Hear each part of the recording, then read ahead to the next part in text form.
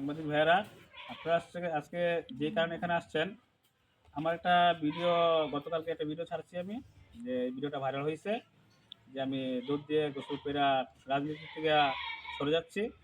আসলে এটা মূল কারণ হচ্ছে কি, আমি হলাম ৬ নং কলাকান্দা ইউনিয়নের যুব দলের সাবেক আহ্বায়ক কমিটির একজন সদস্য।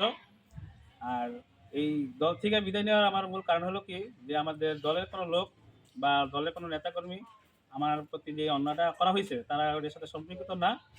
আমার মূল কারণ হলো কোনটা, যে গতকাল শুক্রবারে আমার এখানে একটা সামাজিকভাবে একটা বিচার হয়েছিল।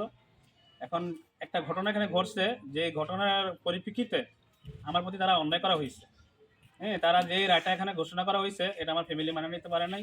কারণ আমার ফ্যামিলি কোনো সময় কোনো কারণে যে কোনো কাঠগড়াইকে ধারায় নাই।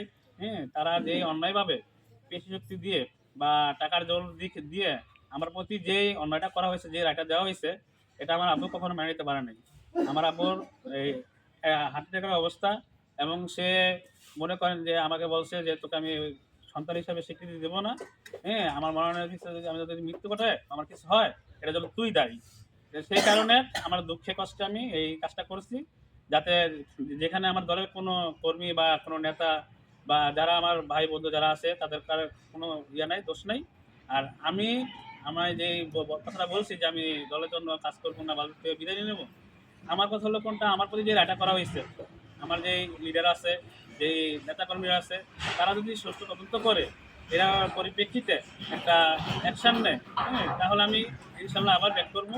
আবার আমার প্রিয় দল, হ্যাঁ, জাতীয়বাদী দল বিএনপির সাথে আমি কাজ করবো এবং যুবদলের সাথে কাজ করবো, যাতে করে যে আমরা যেই 17 বছরে যেই ত্যাগ প্রতিজ্ঞা বা আমি যে রাজনীতিতে অংশগ্রহণ করছি 18 সাল থেকে, এই 8 বছর 9 বছর যে কষ্ট বা যে পরিশ্রম আমি দিয়েছি, সামনে ইনশাল্লাহ আবার দেবো। এই বলে আমি আমার কথা শেষ করতেছি। হ্যাঁ, আপনারা সবাই ভালো থাকবেন। আর আমাকে যদি দুঃখ করে থাকি মাফ করে দিবেন সবাই। হ্যাঁ, আর আমার ভুলটা আপনারা বিবেচনা করে দেখবেন যে আমি আসলে কি আমার ভুলটা কি ওই শাস্তির যোগ্য ছিল কিনা। আল্লাহ হাফেজ।